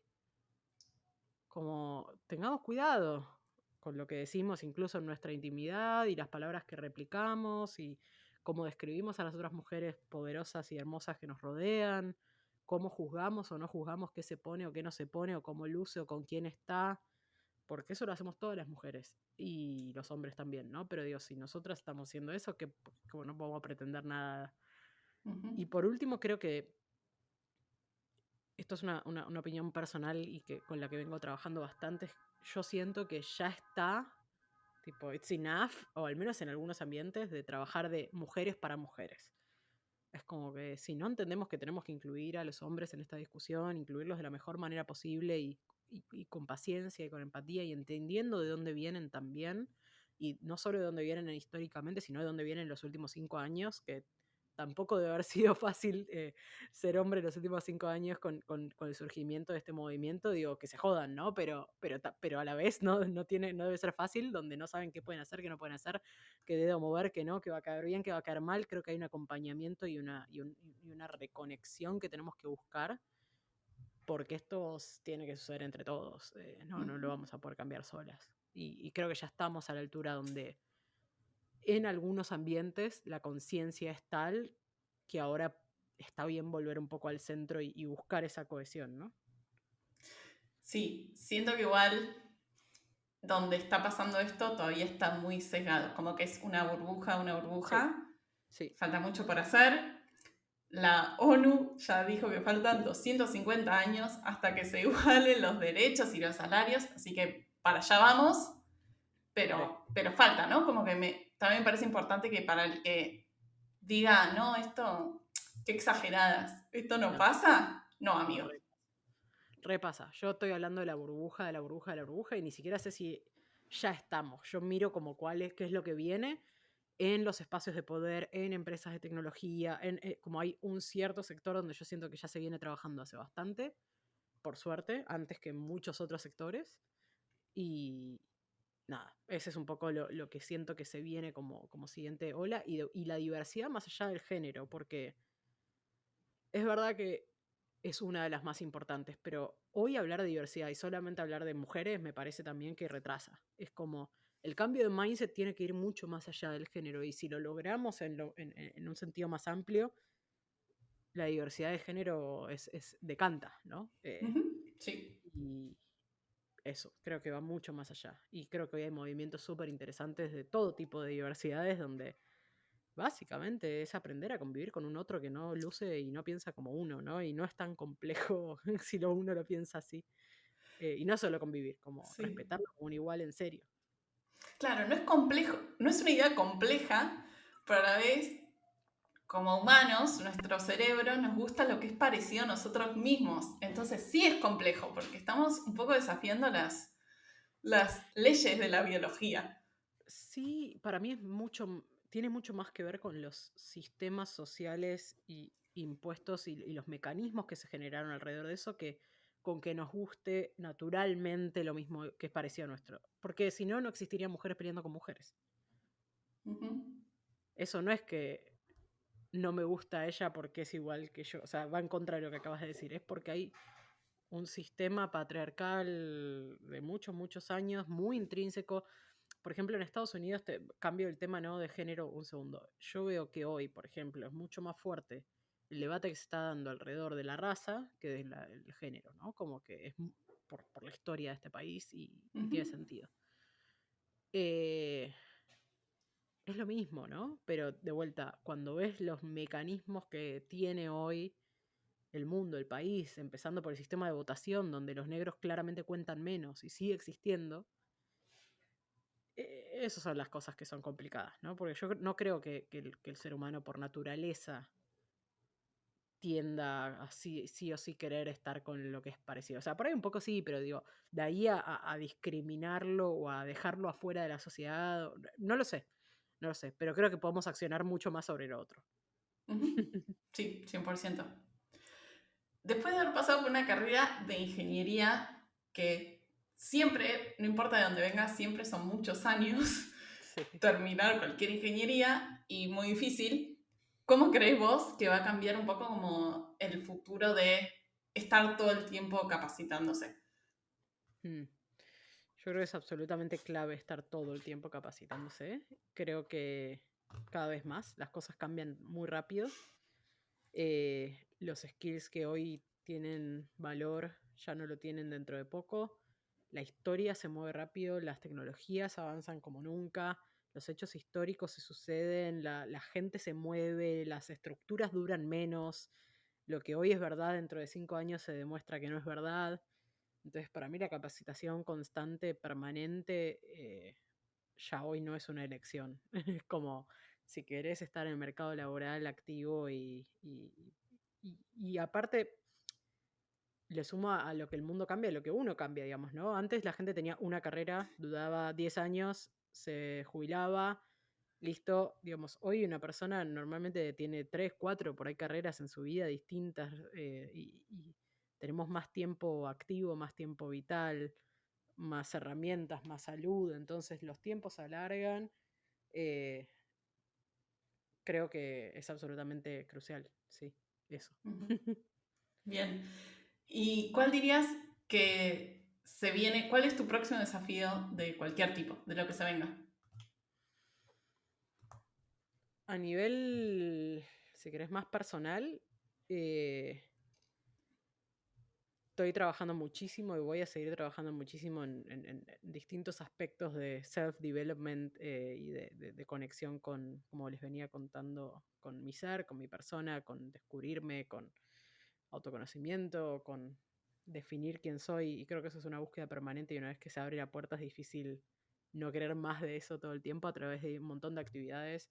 Estoy bailando, estoy haciendo terapia en movimiento, estoy haciendo terapia en no movimiento, estoy haciendo música, estoy eh, en un momento de mucha expansión y eso me encanta.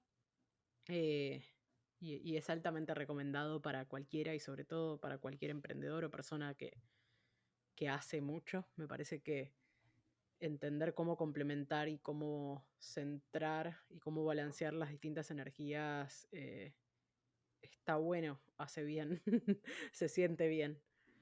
Y a nivel más laboral voy a volver a emprender, esa es una decisión que tengo, que, que de hecho ya estoy empezando a materializar de a poco. Eso fue una decisión que también me llevó un montón de tiempo. No, no es obvia, digamos, ¿no? Uno podría decir, no, bueno, ahora estoy para estar más tranquila o explorar algo nada que ver en mi vida, abrirme un viñedo acá en California, lo pensé también. Pero creo que será la próxima, no todavía. Todavía tengo muchos años y muchas ganas de seguir generando impacto y de seguir generando compañías y es la forma en que me encuentro a mí misma y a mi ser creador en su máximo exponente. Eh, Así que eso, pronto seguramente escucharán un poco más de qué se trata, pero sí, voy a volver a emprender, eso es una decisión. Eh, en el ámbito de lo que llama Web3 o cripto, que es un área de la tecnología que me está fascinando y que vengo estudiando ya hace bastante. Así que eso Contá sería. qué es Web3 o cripto para que la primera vez que escucha esto y se que está hablando esta mujer. Web3 o Web3 es un término que se empezó a usar hace un tiempito para esta nueva ola de tecnologías y de empresas y de herramientas que empiezan a surgir alrededor de lo que es la tecnología de blockchain. Se llama Web3 porque se habla de las 3 olas de Internet. Web 1 fue la primera época de Internet donde básicamente uno lo que podía hacer era leer contenido. Las universidades lo usaban para poder leer, tenías una enciclopedia online, podías leer las noticias y de eso era Internet en ese momento. Después vino la revolución más de la social media y la generación de contenido, donde ya Internet pasa de ser de solo leer a leer y producir y escribir, digamos, ¿no? Y empieza Facebook, donde uno empieza a interactuar y no es solo que lee, sino que escribe y genera contenido que después otros leen y surgen las aplicaciones sociales, básicamente, ¿no? Facebook, Instagram, las apps de citas, los reviews, los Yelps. Básicamente Internet empieza a girar en torno a la interacción entre las personas y entre el genero contenido y consumo contenido y soy una parte activa de esa comunidad.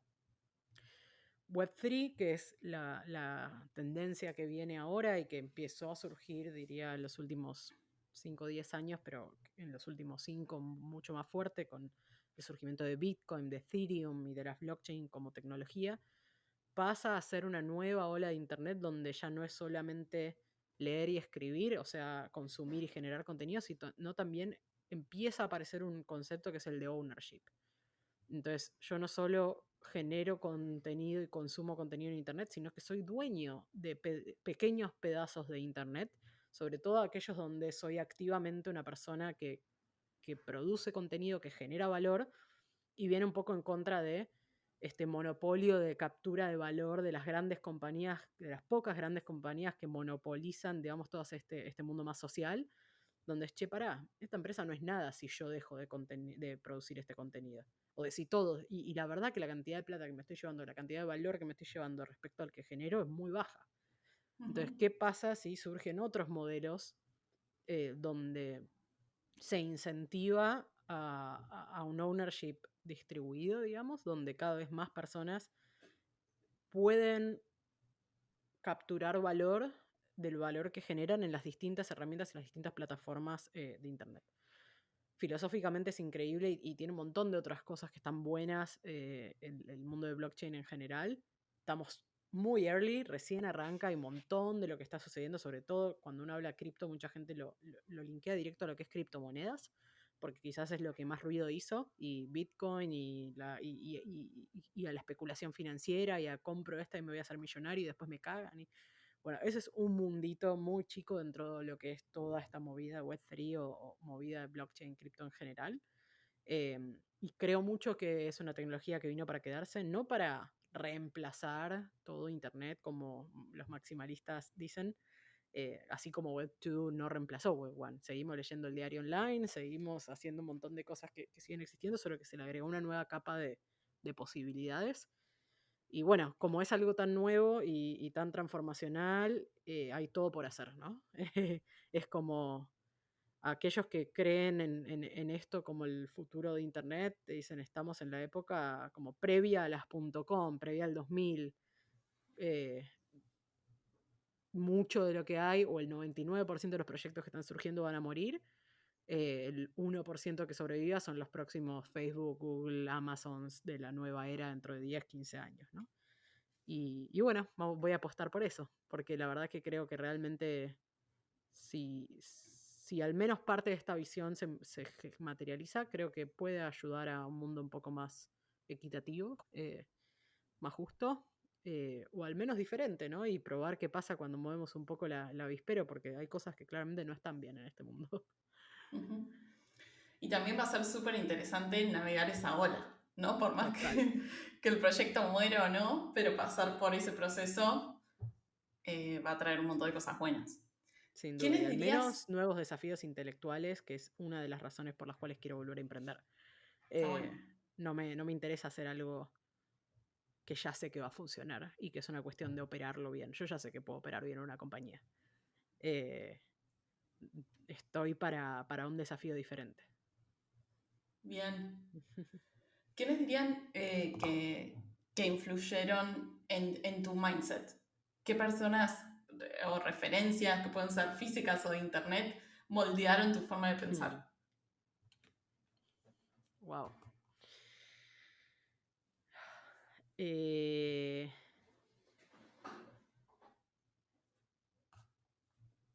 Sin duda hay un montón de gente que sigo, tipo en podcast, libros, cosas que leo, cosas que escucho, que puedo tirar a ver Tiranos algunos algún nombres. nombre Eh, para que googleen después. Tim Ferriss, Naval, bueno, me parece que Vitalik es una bestia también.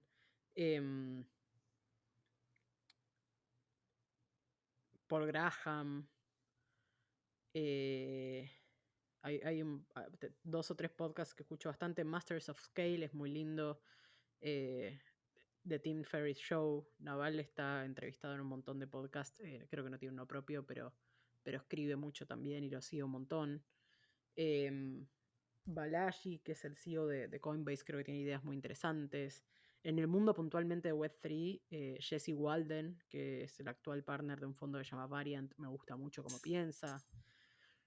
Y después tengo muchos mentores, amigos, ex socios, que sin duda son parte de estas conversaciones y que me aportan un montón. Y con los cuales me encanta desafiarme intelectualmente y contarles qué estuve leyendo y pasar un link y pasar otro, y creo que eso siempre ayuda.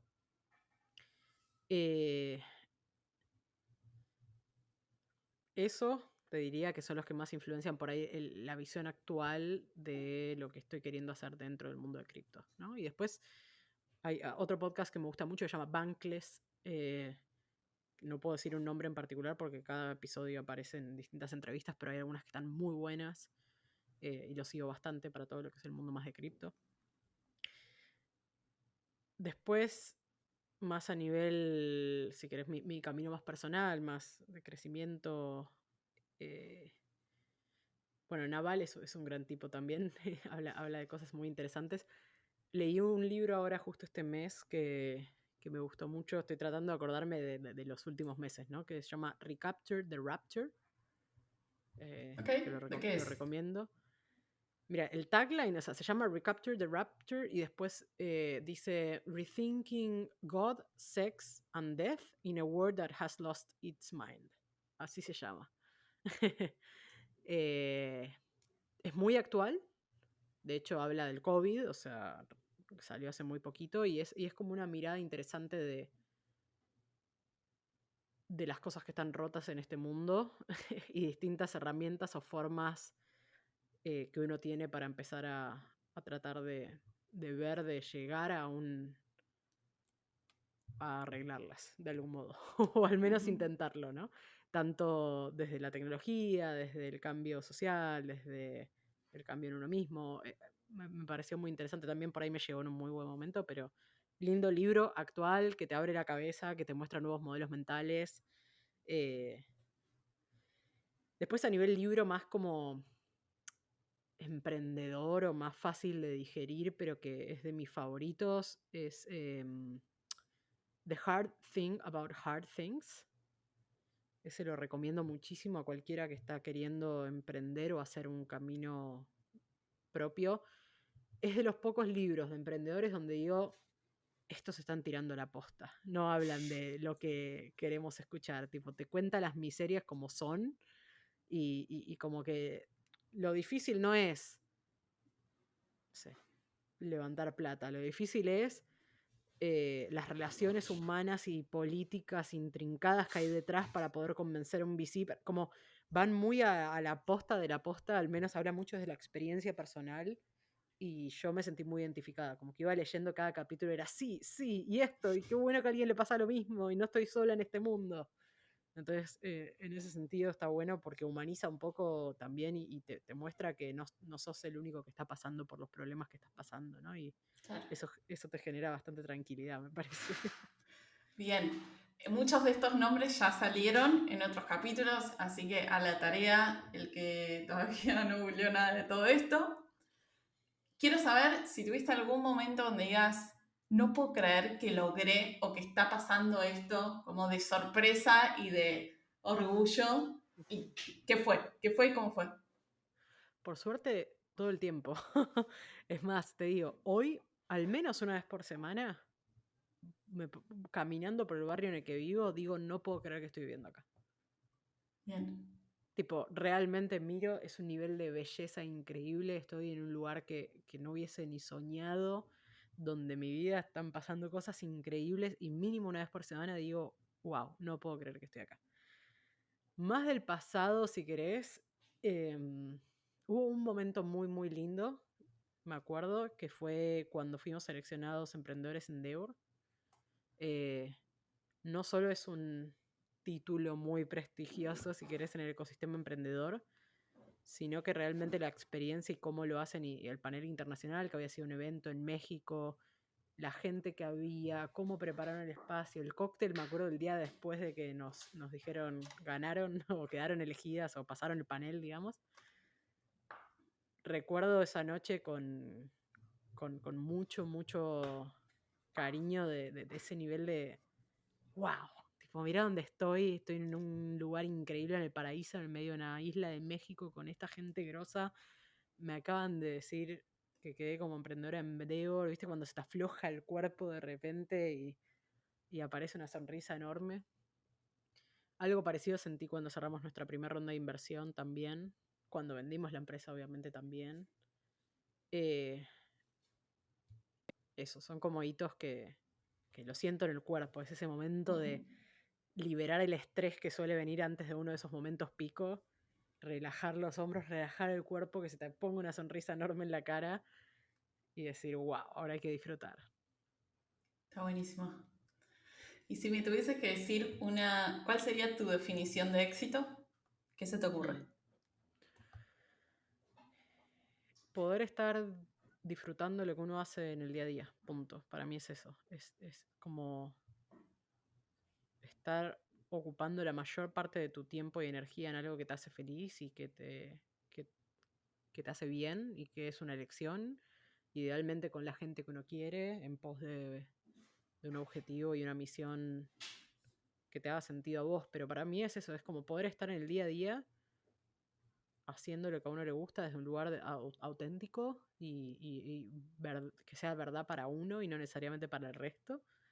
Y ser consciente también de eso, aún mejor con mucha gente querida alrededor. Bien. Lu, ¿cómo cerramos este capítulo?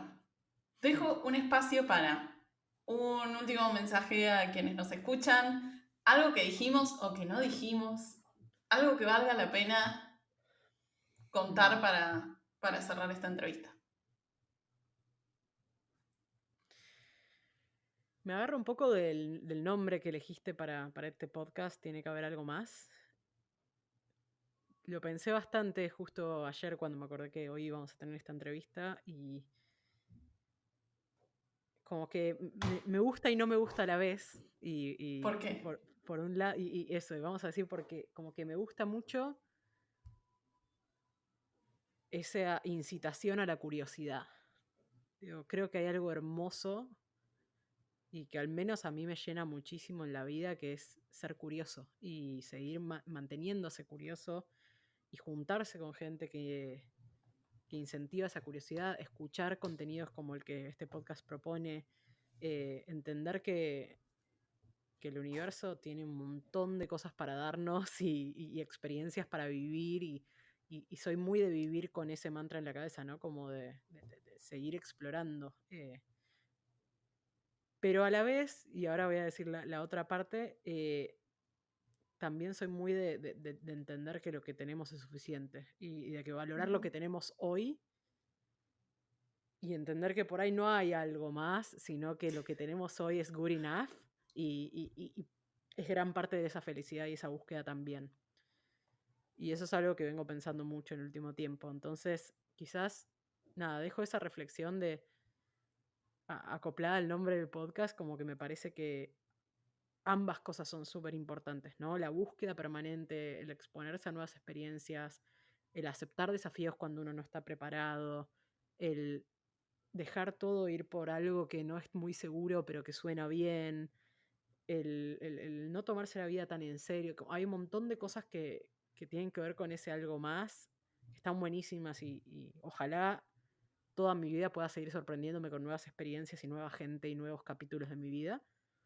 Pero creo que es igual de importante también simplemente entender que lo que tenemos hoy puede ser suficiente y al menos como no estar permanentemente en la ansiedad del que vendrá y lo que quiero buscar, me parece que también está bueno. Entonces, dejo eso por ahí como final reflection, que me resonó un poco ayer cuando escuchaba y leía el título del podcast, que me pasaba esa dualidad, ¿no?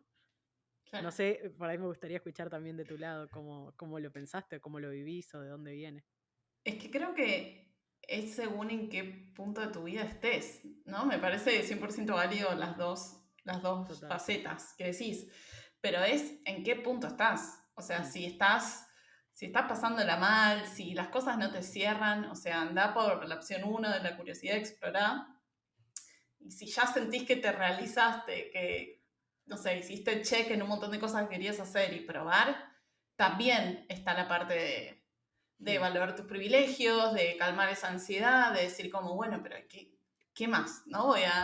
Voy a ujú, necesitar para sentirme bien o realizada, o cuánto más total. sueldo puedo tener una compañía, o cuánto más desafío. Me parece que son recontraválidas las dos según en qué momento estás, ¿no? Y para qué estás.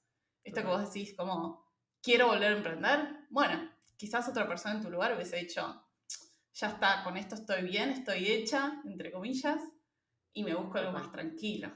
Ujú. Entonces, válido para quienes nos escuchan que elijan en qué momento están, pero también, a mí me gusta esto, como no tomarse todo tan en serio, ¿no? Como sacudir un poco las cosas, que siempre que tengamos las necesidades básicas cubiertas, que es muy importante, y no lo Total. doy por sentado, arriesgar un poco más, ¿no? Riesgo medido, pero jugársela un poco más.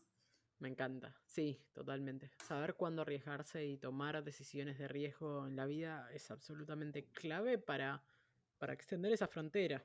Em, Hacer siempre lo mismo y necesitar y desear resultados diferentes es ridículo, ¿no? Hay una frase muy Ujú. conocida que Sí. dice eso y muy verdad. Así que bueno, gracias por la invitación. Espero que te haya gustado. Espero que a la gente que escucha le sume algo, le deje alguna idea dando vuelta esta charla. Y cuando quieras, aquí estaré. Hermoso. Lu, ¿dónde te pueden encontrar en internet si alguien quiere conectar con vos? Soy muy poco presente en las redes sociales, por no decir que nulo. Te diría que hoy uso algo de Twitter, LinkedIn. LinkedIn es lo que más Perfecto. probablemente pueda contestar. Excelente. Eso. Súper. Cerramos entonces. Gracias, Lu. Te mando un abrazo. Un saludo. Gracias por todo.